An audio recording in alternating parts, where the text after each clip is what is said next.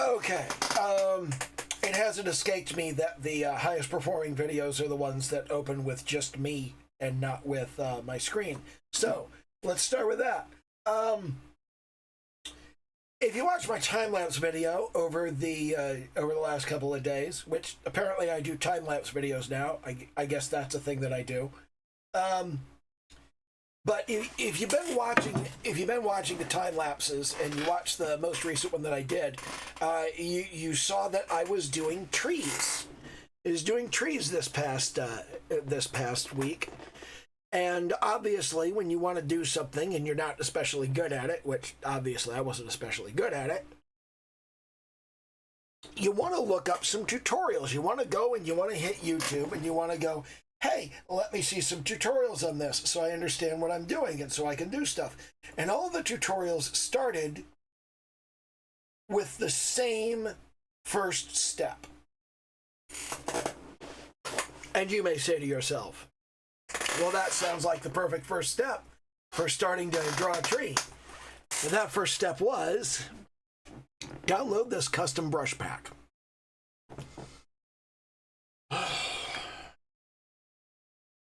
I don't want to download your custom fucking brushes. I really don't. I mean, I don't feel like you're actually teaching me anything if you start with a pack of custom brushes. I don't feel like you're teaching anybody anything if you start with custom brushes. I don't feel like I learn anything with custom brushes. Like, I don't know if you guys have tried custom brushes in Clip Studio Paint, but it's fucking ridiculous how detailed they can be. And that's not necessarily a bad thing. We'll talk a little bit more about what custom brushes are used for, but let's talk a little bit about the kind of things you can do with custom brushes. Okay? And obviously I gotta like wash my screen for this and be ready for this. Let's talk a little bit about trees first of all. This is the first tree I did at the very beginning of that time-lapse video I was just talking about.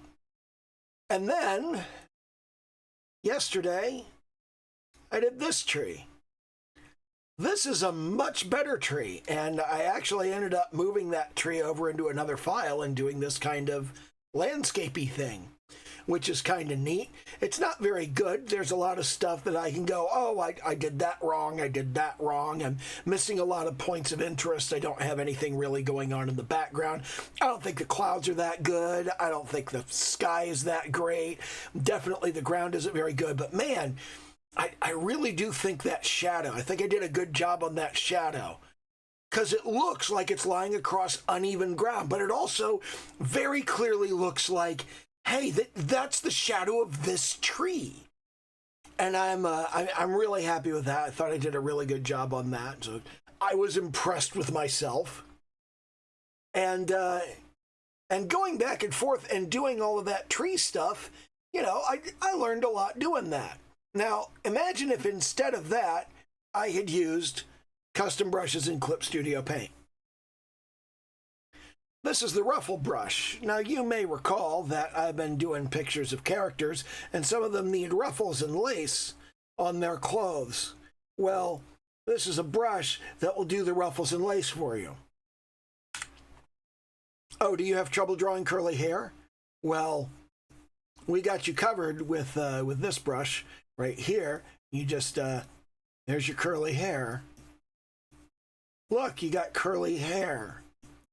I mean, it's not, when you scroll in on it, like you look closely, it's not very good curly hair. Like it's all just the one little strand of hair over and over again, because that's how that particular brush works. It doesn't have to work that way. Here's a nice little wood grain brush. And that looks like wood grain. If you drew that along something, that would look like wood grain. Here's, if you want one of your characters to have like a cut on their arm or something, then you can do something like this. And you can just like draw a cut on your character. Do you need a barbed wire fence? Well, we got you covered. Now, These things are useful when you're a professional artist and when you're in production mode, when you've got an illustration that you have to get done and you realize that you've got a barbed wire fence that needs to go into it. And you're like, oh shit, I don't know how to draw a barbed wire fence. Well, okay, that makes sense. The problem is that your barbed wire fence, all right, your barbed wire fence is probably in perspective.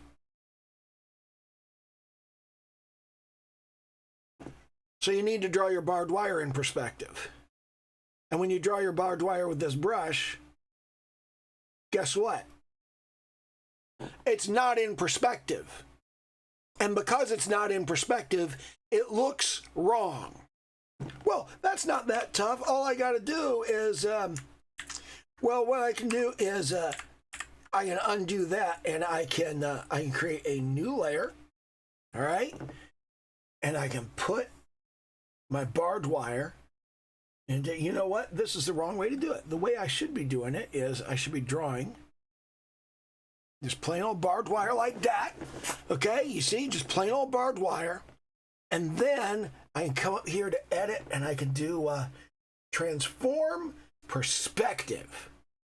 And now I can take this and I can move it down here, and I can go, yeah, here's where I want that to be, and I could put the other side of it up here. See, I can pull this in, I can pull this up like so, and I can just perspective warp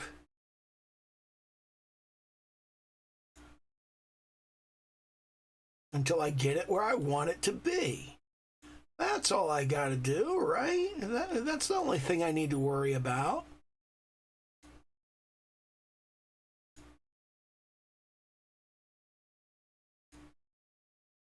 I can just mess around with it. See, I can.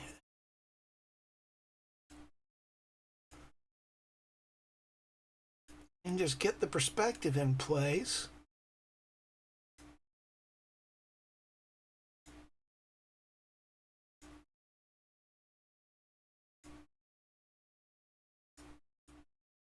And look, sooner or later, after messing with it enough, well, I will have something approximating the perspective that I want. Except you really don't. It's like, that's not the perspective you want. It doesn't actually fade into the background. It doesn't understand what you're trying to do. It doesn't recognize, it doesn't... It's just not good. You know, and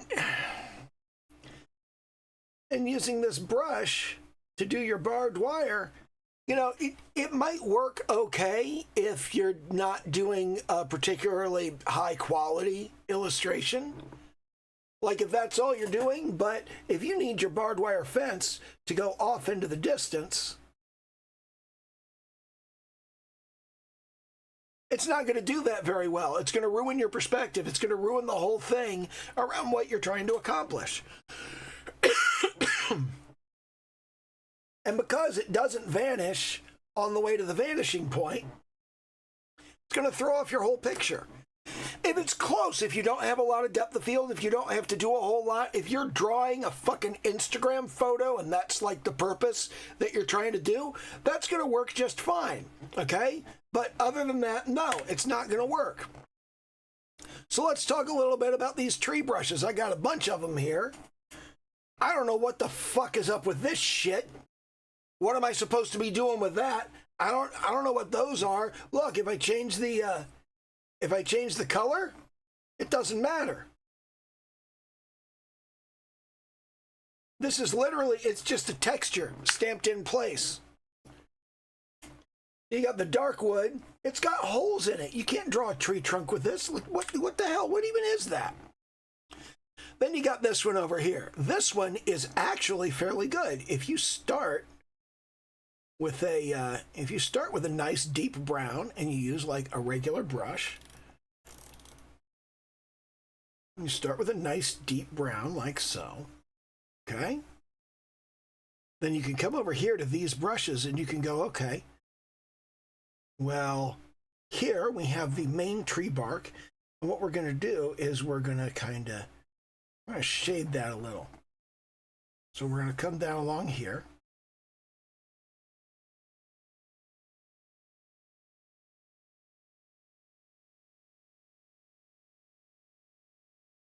That's not quite dark enough. Let's make it darker. Let's change the hue a little bit. There we go. Now we got something approximating the texture of a tree over here. And then we can go, okay, here's some small detail. Let's lighten that up a little. Put that up here. And then we can do this one right here. We can do a soft light kind of thing. And we'll use a smaller brush, and we'll just kind of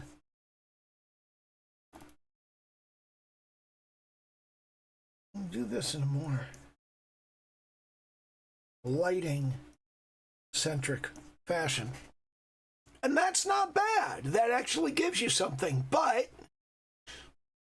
what good is this outside of this context? Like, what else can you do with this?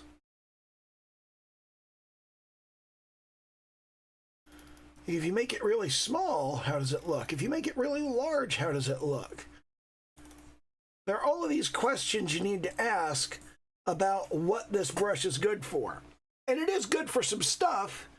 It's just that what it's good for isn't necessarily what you want it to be good for.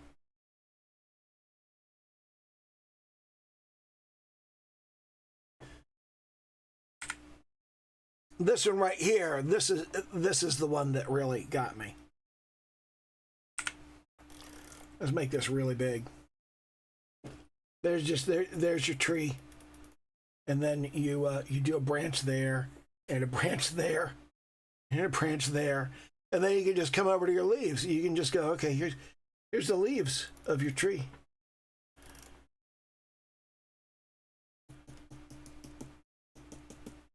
Oh, those leaves are a little bit bright. Let's use some darker leaves. Here, like that. Oh, are those the wrong kind of leaves? How about these leaves? Are these leaves better?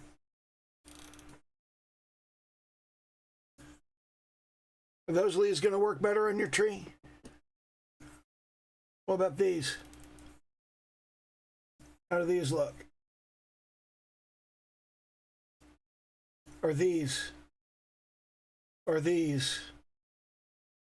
Or these? Man, this one's really slow. That is exceptionally slow.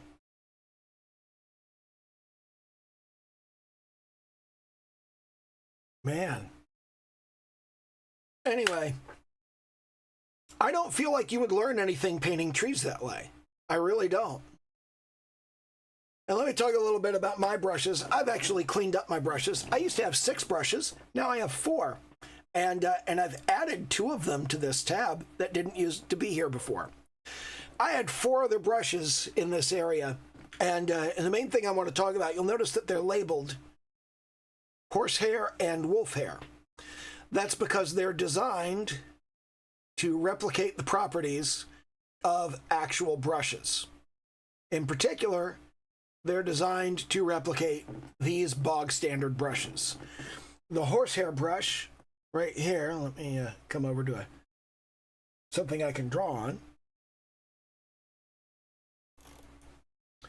The horsehair brush is just, it's a hard round brush, that's all it is. And all I have here is I have pressure sensitivity set to control the size of the brush. That's it. So if I push lightly, I get a thin line, and if I push heavily, I get a thick line. Okay? And that's just really basic and really simple. It's just your bog standard hard round brush.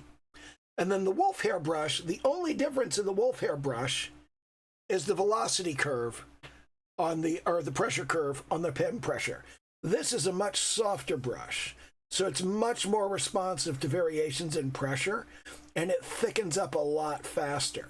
So if you want a thin line, you really got to use a thin brush. As soon as you get up to a heavy setting, you can see that the width of the stroke is very close to the actual width of the brush because it's a very, very soft brush. Now that's typically what's used in Chinese calligraphy, and the horsehair brush is typically what's used by an impressionist painter like Monet. And you see I've got Monet's Olive Grove and Moreno over here. And I've also been really looking at his haystacks. This is why I painted all of those trees. Because Monet, to understand how to paint haystacks, he painted a lot of haystacks. He looked at his neighbor's haystacks and he painted them over and over and over again at different times of day and in different weather and in different lighting conditions and all kinds of different scenarios. And that's kind of what I was doing with the trees, but I was just working with the one variety of tree. And I'm going to be working on a similar kind of theme this coming week, but I'm going to be working on manga, specifically with an eye towards Shindo L and Junji Ito and the way that they draw faces and expressions on characters. So that's going to be what I'm paying attention to next week. I'm not sure whether I'll be able to do a time lapse of that, depending on like what parts of Shindo L's work I concentrate on, because some of that is just not YouTube safe. But there will definitely be some manga studies that probably end up in the time lapse next week. Anyway, let's talk about how I did all of these trees. And here's a tree that I did with the brushes, with the custom brushes that you download. And here's a tree that I did just like on my own. And I did these with the new brush I made down here, the speckle brush. I was going to go over the other 4 brushes that I used to have here. I used to have an opacity brush, which is really just, I turn off the pen pressure on size, I turn on the pen pressure on opacity, and that's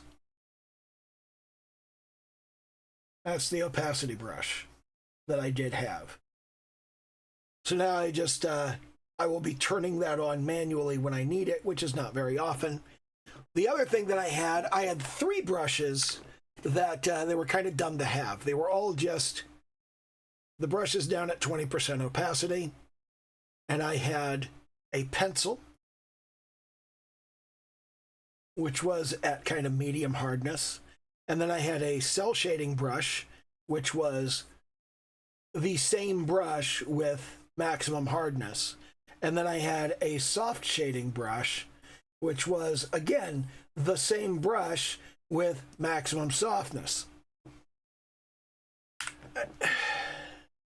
That's pointless. I can just make those changes right there. And then I'll be done with that. So I could take those 4 brushes and I could throw them out the window and I could just work directly with my horsehair brush. Now I added the wolf hair brush because changing the pen pressure curve, the pen sensitivity curve, that takes a little bit more doing. So that made sense to have on its own brush. And that's the one thing that I didn't have on its own brush because I'm dumb.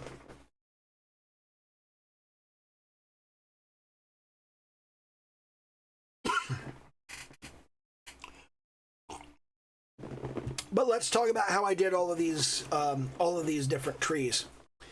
And the way that I did almost all of them was to start with a brown, okay?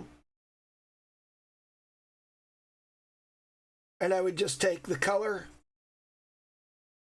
of the trunk of the tree and I would put it in, okay? Then I would add a layer and I would put it back behind that.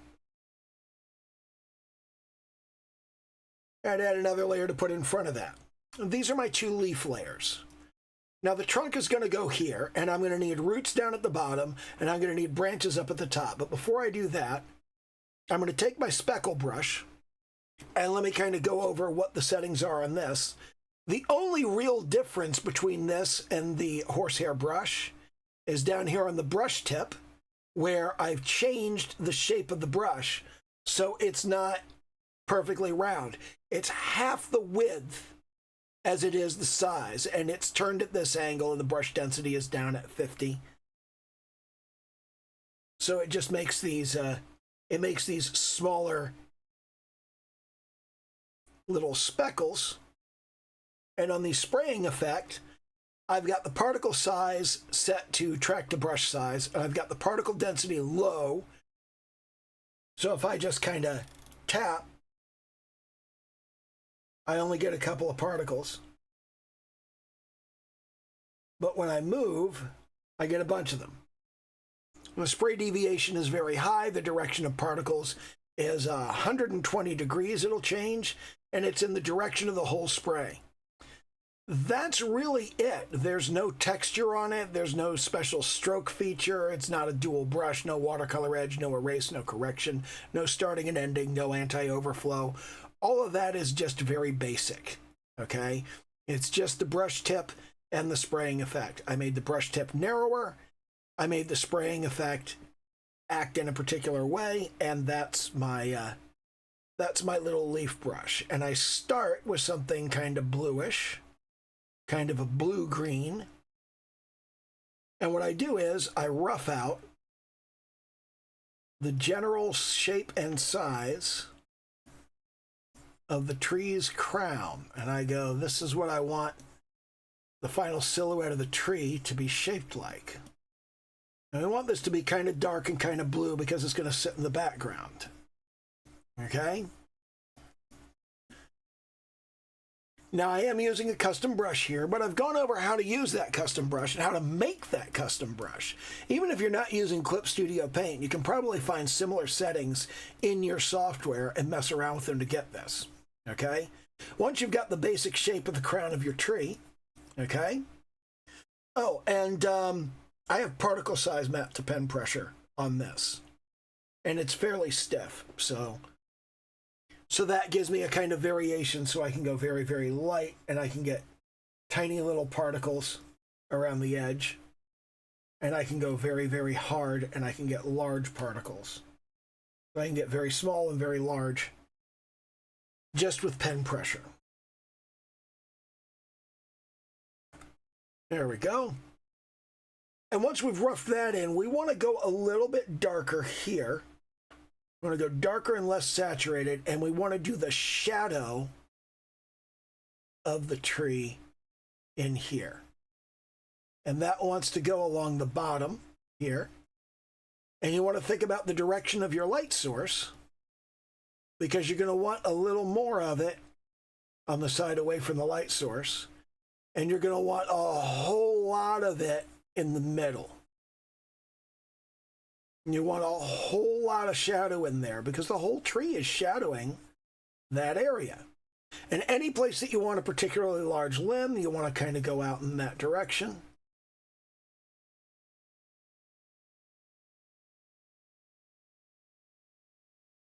And once you've done that, you pull out my favorite tool, the fingertip blender. And you take the fingertip blender at a fairly large size, and you start out, you just go, let me pull out some roots. There we go. We'll pull some roots out like that. Now our tree has some roots. And now we're going to push some branches up. We're going to push the trunk upward. And we're going to push one branch out here where I put that shadow.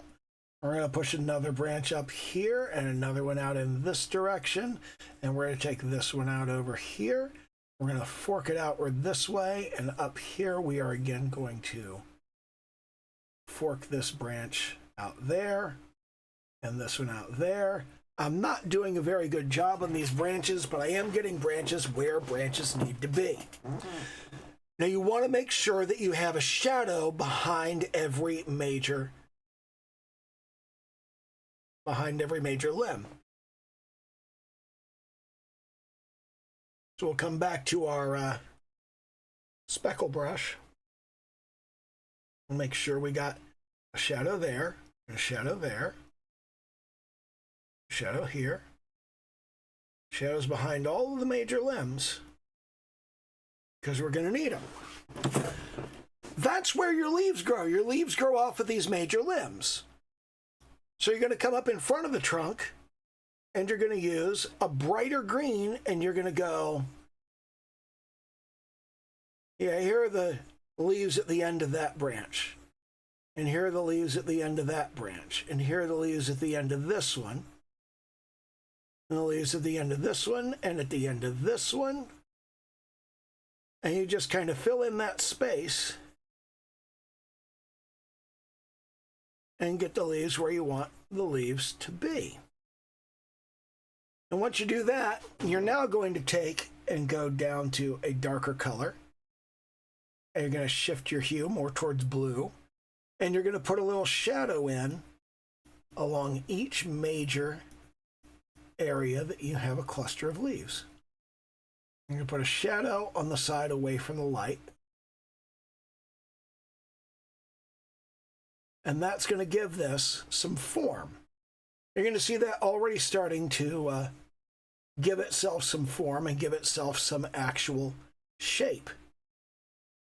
And then we're going to come more towards yellow, and we're going to do a substantially lighter green, and we're going to highlight the side closest to the light and the top, because that's where the light's coming from. And then you want to hit each of those little areas again. You want to hit each of those clusters of leaves, and you want to especially hit the center area and kind of bring that out and provide a bit more form.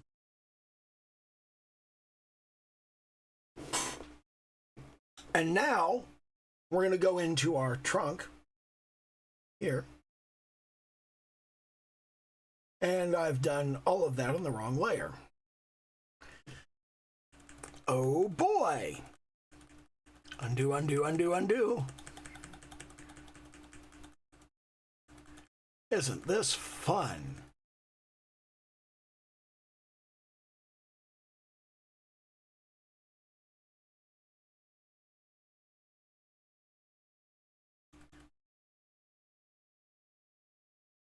There we go. All right, so we're going to come up to our leaf layer. And once again, we're going to do a kind of bright green, bright medium green. We're going to do the cluster there. We're going to do the cluster there. We're going to do the cluster there. Fairly simple. Doesn't take a long time. And you've got a brush that kind of looks like leaves, but I've shown you how to make that brush. So you understand what you're actually doing here. Even though you have a leaf brush, you can expand this and you can use it with another leaf brush that you download off of Clip Studio Paint. That's fine. You come in here and shadow each of your little clusters. And shadow that cluster, and shadow that cluster, and that one over here. Then we come up toward yellow. We do a substantially lighter green. We do our highlights on the individual clusters. We do the highlight on the whole tree.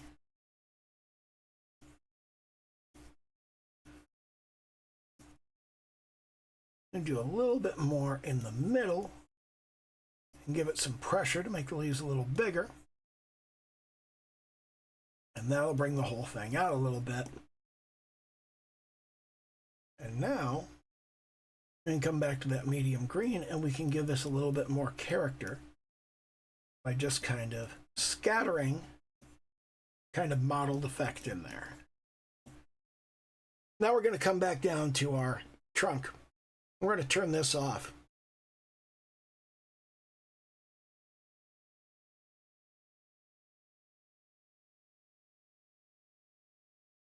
We're going to turn that layer off. And we're going to come in here, and the first thing we're going to do is we're going to take our brown color and we're going to make it a little bit darker. Okay? Now that we've made it a little bit darker, we're coming back to our horsehair brush, and we're going to go the bottom of the limbs, and we're going to protect alpha on this. We're going to do the bottom of the limbs and the right-hand side of the limbs because of the direction that our light is coming from. And we're just going to kind of rough in. This is where the shadows would be, right here. Bottom of the limb there. And we got the inner side of the limb, inner side of the limb, inner side of the limb. This is the bottom of the limb here. Got a little bit in there. Now we're going to go a little bit lighter. We're going to come upward in kind of a diagonal line. And we're going to make a lighter color there. Let's actually give that kind of a reddish cast. We'll give it kind of a pinkish look to it, because this is going to be blended in, and that just goes on the opposite side. Okay? And once you've done that, can you guess where we go next? Oh yeah, you got it. We go to our fingertip blender.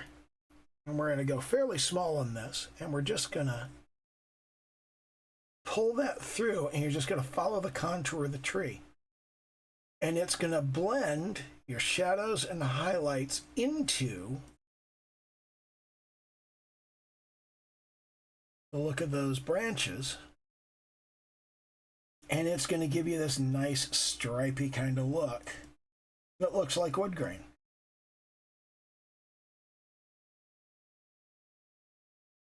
And I really like that. And I really like the fingertip blender for no good reason. I just like it. I think it's cool. I think it's a really neat tool. We used to have this tool called the push brush in Paint Shop Pro back around version 4.2. And for unknown reasons, Jask decided that rather than keep their really useful features that made them great for creating brand new illustrations that you made yourself, starting from nothing, they decided that they really wanted to compete with Photoshop. So they just completely discarded their old niche where they were the best product on the planet and replaced that niche with being the second best, with being an alternative to a much more expensive piece of software that did a much better job. And that's all well and good if you're courting the sort of hobbyist market. But for professionals, you know, we already had Photoshop. So so if you were just going to be a kind of second best Photoshop and you weren't going to have your own great, powerful features that nobody else had, then there's no point to continuing to buy both pieces of software. And that kind of killed Jask, and I think they were bought by WordPerfect. They were bought by some company or other. But just by going over this and just kind of going, what looks good? Let me push this highlight in where I want it to be over here. Push that highlight over here so I can get that on the side of the tree where it belongs. And then let's push a shadow up across it to kind of break that, show some form and contour. And let's make sure that we can see this branch is in front of that. And this branch is over here. And let's give that some form. And let's pull that highlight back up here so that we can see the side of this branch is facing that direction. Then we'll pull that over here, show that branch is facing that direction. Pull the shadow down to show that it's in front of the other one. And just by going over this, by just going back and forth over the shape of the tree and going in the direction that the growth happens, you end up creating this, this fairly convincing wood grain look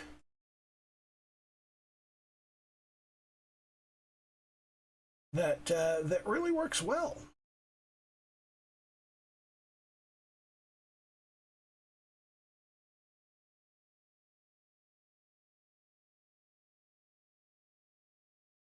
And it's surprisingly good, honestly. So I'm very happy with this because I finally have a use for my fingertip blender that I love so much. It's so cool and so neat. Let's shade that a bit. And then you turn around and you turn your leaves back on, and because you've done this on multiple layers, and because your leaf layer is semi-transparent, you have that automatic limbs peeking through effect there. Now, this isn't the greatest example of trees. You know, I mean, this is fundamentally based on your basic apple tree. And you might want to do it differently. You might want to do a different color of leaves. Like, let's turn both of those off, and we'll create 2 more layers. And instead of doing these nice green leaves, what if we do some brown leaves? What if we do like a what if we do an autumn tree? If we want to do the tree in autumn, we just want the leaves at the back to be kind of dark, and they need to be kind of thinner.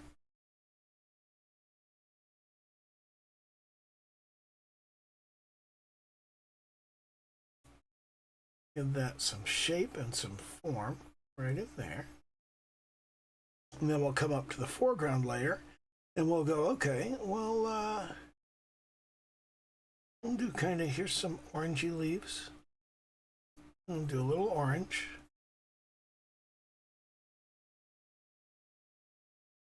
And we'll also have some kind of reddish leaves.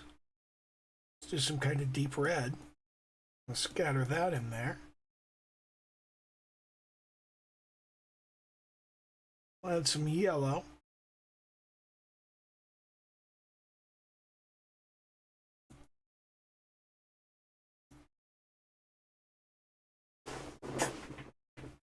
And instead of just doing highlights in one color, do our highlights in all the colors.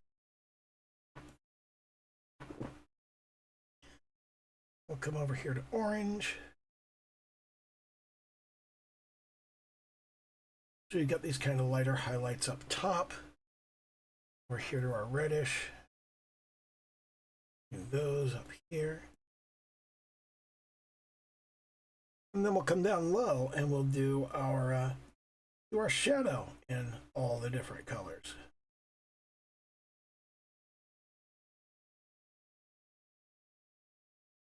Shift our hue.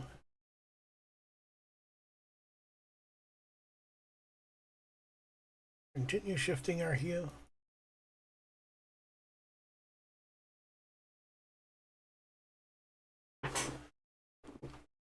And there you've got a kind of there you've got an autumn tree. And we can now kind of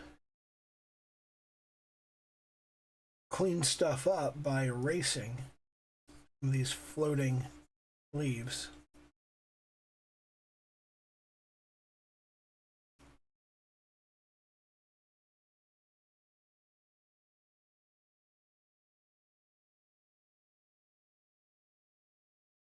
Let's kind of erase that. And now you've got an autumn tree. And it's fairly simple to do this stuff. It doesn't take a whole lot of effort. It doesn't take a whole lot of time. And it does allow you to produce these kind of tree images fairly quickly. The time-consuming part is the trunk, but then putting the leaves on is just a matter of kind of scattering them in place. I just don't like the idea of having to download a brush every time you want to do that. Now, one of the things I haven't experimented with, and I want to kind of mess with this a little, is I want to kind of come over here and I want to go, what if I want to drag that out of there? What if I want to do a kind of evergreen tree?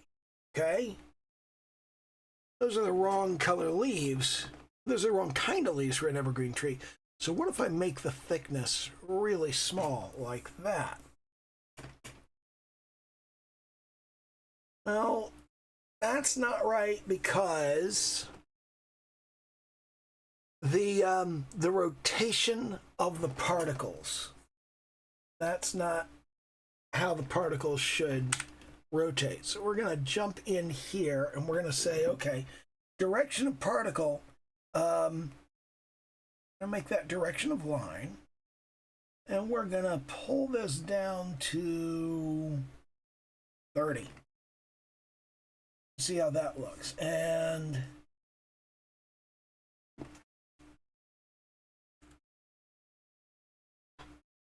that actually looks pretty good. So if I were to do a kind of dark tree trunk coming up this way, it'd have to be a very dark tree trunk. And then I come over here to my speckle and I go, okay, let's do a fairly dark green. If I now go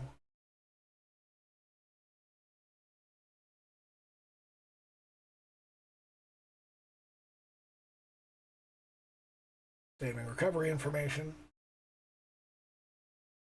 There's a very large file, so the recovery information takes a fairly long time to save.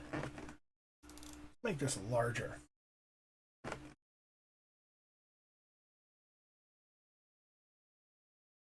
don't think we want quite so much dispersion on this.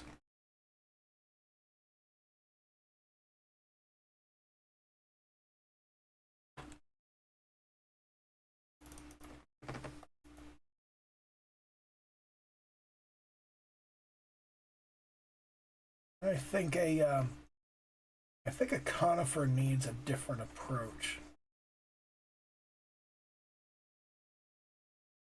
I'm not sure exactly what that approach would be. You know, that doesn't work very well at all. So this is a deciduous tree thing. And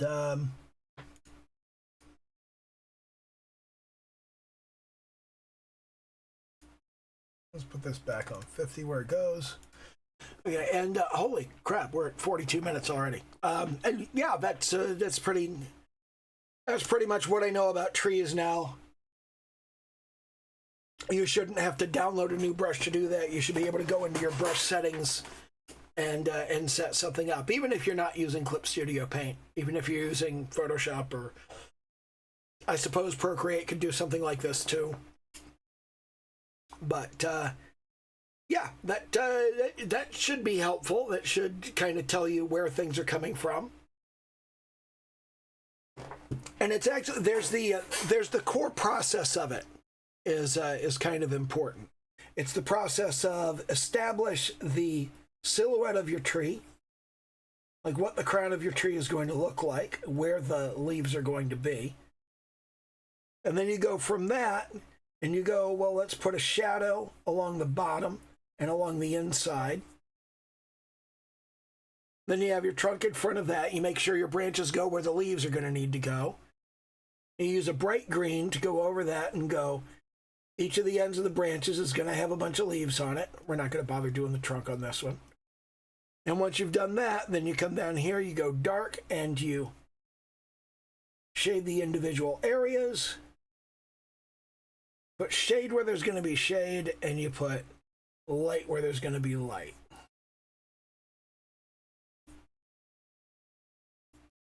And that's really all there is to it. And make sure you remember that your tree has 3 dimensions. So when the light's coming from this side, it doesn't just shade this area here. It shades that entire side of the tree. That's important. And okay, this is the closest thing I've done to an actual tutorial in a long time, but that's about all we've got time for. So do the little YouTube dance, like, comment, subscribe, hit the little bell icon, all that happy horse shit. And okay, bye.